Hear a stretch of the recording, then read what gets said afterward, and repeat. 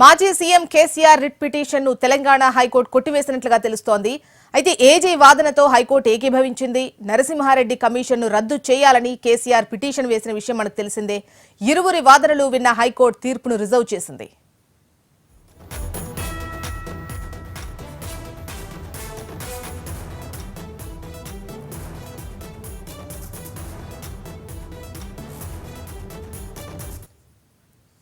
విద్యుత్ కొనుగోలు అవకతవకలు జరిగాయని నిజ నిర్ధారణకై జ్యుడిషియల్ కమిషన్ ఏర్పాటు చేసింది ప్రభుత్వం. అయితే కమిషన్ పక్షపాతంగా వ్యవహరిస్తోందని, కమిషన్ రద్దు చేయాలని కోరుతూ న్యాయస్థానాన్ని ఆశ్రయించారు మాజీ సీఎం కేసీఆర్.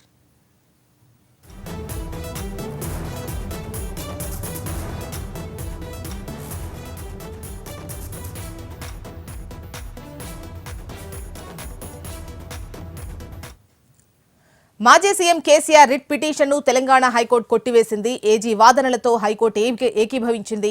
నరసింహారెడ్డి కమిషన్ ను రద్దు చేయాలని కేసీఆర్ పిటిషన్ వేశారు. ఇరువురి వాదనలు విన్న హైకోర్టు తీర్పును రిజర్వ్ చేసింది. అయితే విద్యుత్ కొనుగోలు అవకతవకలు జరిగాయని నిజ నిర్ధారణకు సంబంధించి జ్యుడిషియల్ కమిషన్ ఏర్పాటు చేసింది ప్రభుత్వం. అయితే కమిషన్ పక్షపాతంగా వ్యవహరిస్తోందని, కమిషన్ రద్దు చేయాలని కోరుతూ న్యాయస్థానాన్ని ఆశ్రయించారు మాజీ సీఎం కేసీఆర్. ఆ పిటిషన్ ను ఇవాళ కోర్టు కొట్టేసినట్లుగా తెలుస్తోంది. వివరాలు అందించేందుకు అమరేందర్ రెడ్డి సిద్ధంగా ఉన్నారు. అమరేందర్, జోషా, కేసీఆర్ రిట్ పిటిషన్ ని హైకోర్టు కొట్టివేసింది. విద్యుత్ కొనుగోళ్ల అంశంపై ఇప్పటికే అవకతవకలన్నీ జరిగాయని గత ప్రభుత్వంలో ఉన్న సీఎం కేసీఆర్ సంబంధించి ఇంకా 15 మందికి పైగా కూడా ఇప్పటికే జ్యుడిషియల్ కమిషన్ అనేది విచారించింది. అయితే జ్యుడిషియల్ కమిషన్ ఏర్పాటుకు సంబంధించి కూడా పూర్తిగా రద్దు చేయాలంటూ కూడా కేసీఆర్ రిట్ పిటిషన్ అయితే దాఖలు చేశారు. గత 3 రోజుల నుంచి కూడా హైకోర్టులో విచారణ కొనసాగుతా ఉంది. అయితే ఇరువైపులా వాదనలు విన్న హైకోర్టు నిన్న ఏదైతే తీర్పును రిజర్వ్ చేసినటువంటి నేపథ్యం అయితే ఉంది. అయితే కేసీఆర్ రిట్ పిటిషన్ సంబంధించి డిస్మిస్ చేయడానికి కారణాలు ఏంటంటే, ఒక జ్యుడిషియల్ విచారణకు సంబంధించి ఎటువంటి రిపోర్ట్ ఇవ్వలేదు, రిపోర్ట్ కూడా రెడీ చేయలేదు. ఎటువంటి రిపోర్టు రెడీ చేయకుండా జ్యుడిషియల్ కమిషన్ ని ఎలా తప్పుపడతారు, వీటన్నిటికి సంబంధించి కూడా ఇప్పటికే కేసీఆర్ న్యాయవాదిని ప్రశ్నించినటువంటి నేపథ్యం అయితే ఉంది. ముఖ్యంగా చూసుకుంటే విద్యుత్ కమిషన్ పూర్తిగా రద్దు చేయాలని కేసీఆర్ హైకోర్టులో అయితే రిట్ పిటిషన్ దాఖలు చేశారు. ఎందుకంటే ప్రతి ప్రెస్ మీట్ లో పెట్టినప్పుడు కావచ్చు, కమిషన్ పూర్తిగా కేసీఆర్ తో పాటు ప్రభుత్వాన్ని పూర్తిగా బదనం చేసే ప్రయత్నం చేస్తున్న ఆరోపణలను కేసీఆర్ తరపు న్యాయవాది ఇప్పటికే వాదనలు వినిపించారు. అయితే దీనికి కౌంటర్ గా ఇప్పటికే ఏజీ కూడా వాదన వినిపించింది. కమిషన్ ఏర్పాటులో కోర్టులు కలుగ చేసుకోలేవు, ఎందుకంటే ఇది జ్యుడిషియల్ కమిషన్, ఎటువంటి ఇల్లీగల్ వ్యవహారాలు ఇందులో నడవవు. ఇప్పటికే 15 మంది సాక్షులను విచారించాం. 15 మందిలో మంత్రి జగదీశ్వర్ రెడ్డితో పాటు సీఎండి ప్రభాకర్ రావుతో పాటు ఇంకా చాలా మంది వ్యక్తులు ఉన్నారు కాబట్టి వీళ్ళందరినీ కూడా విచారించి వాళ్ళ స్టేట్మెంట్ కూడా రికార్డ్ చేశాం. కేసీఆర్ కూడా విచారించదలుచుకున్నాం. కేసీఆర్ కానీ విచారణకు సహకరించలేదు, అతనికి నోటీస్ ఇచ్చి కూడా రిప్లై ఇవ్వమని చెప్పాం. అయినా కూడా రిప్లై కూడా ఇవ్వలేదు. రిప్లై ఇచ్చినా కూడా కొన్ని అంటే నోటీస్ లో పేర్కొన్న అంశాలకు సంబంధించి కూడా ఎటువంటి క్లారిటీ కూడా కేసీఆర్ ఇవ్వలేదు అనే అంశాన్ని కూడా ఏజీ అయితే వాదన వినిపించారు. కేసీఆర్ కమిషన్ సంబంధించి అంటే ఏప్రిల్లోనే నోటీసులు జారీ చేసింది. ఆ నోటీసులు జారీ చేసినా కూడా ఎటువంటి రెస్పాన్స్ ఇవ్వలేదు. జూన్ 30 వరకు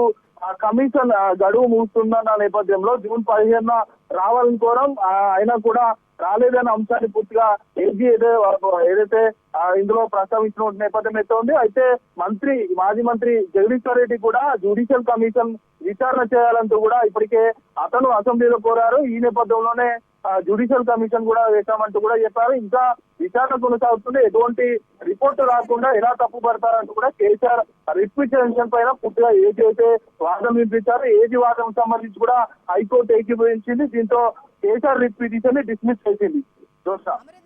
రిట్ పిటిషన్ కొట్టివేశారు, ఓకే. అయితే పిటిషన్ వేసేటువంటి క్రమంలో క్లియర్ గా అటు జ్యుడిషియల్ కమిషన్ ఏదైతే ఉందో మీడియా ముఖంగా ముందుగానే నివేదిక ప్రిపేర్ చేసుకొని చెప్పినట్టుగా మున్ముందుగానే వివరాలు వెల్లడించడము, జరిగినటువంటి వాటికి ముఖ్యంగా గత ప్రభుత్వం మీద తప్పు అని చెప్పేటువంటి ప్రయత్నం దిశగానే ఈ విధంగా జరుగుతున్నాయి. అసలు పూర్తిగా విచారణ అనేది జరక్క ముందుకే వివరాలు వెల్లడించడాలు, లేదంటే వివరాలు బహిర్గతం చేయడాలు, వీటికి సంబంధించి అందులో ప్రముఖంగా తెలిపినట్టు అనిపిస్తోంది. దీనికి సంబంధించి అటు కమిషన్ వ్యవహరించే తీరు పైన కోర్టు ఏమైనా అంటే ఆదేశాలు గాని సూచనలు గాని చేసిందా?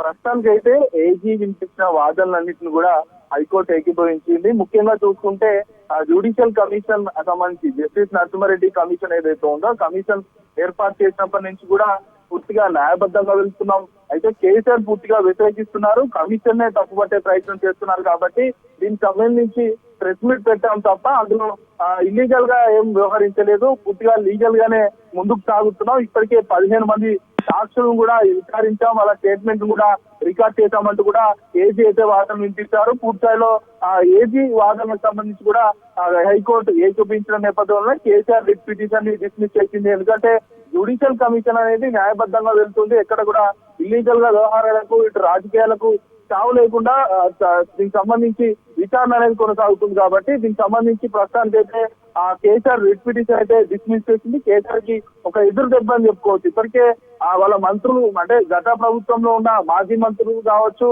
వాళ్ళ నాయకులంతా కూడా విద్యుత్ వ్యవహారాలు కొనుగోలుకు సంబంధించి కూడా ఏదైతే ఇప్పటికే జ్యుడిషియల్ కమిషన్ విచారణ జరపాలని వాళ్ళే కోరారు. మళ్ళీ కేసీఆర్ వచ్చి ఏదైతే జ్యుడిషియల్ కమిషన్ ఉందో నరసింహారెడ్డి కమిషన్ ని రద్దు చేయాలని కోరడానికి పూర్తిగా కేసీఆర్ తరఫు న్యాయవాది వాదనను తప్పుపట్టింది.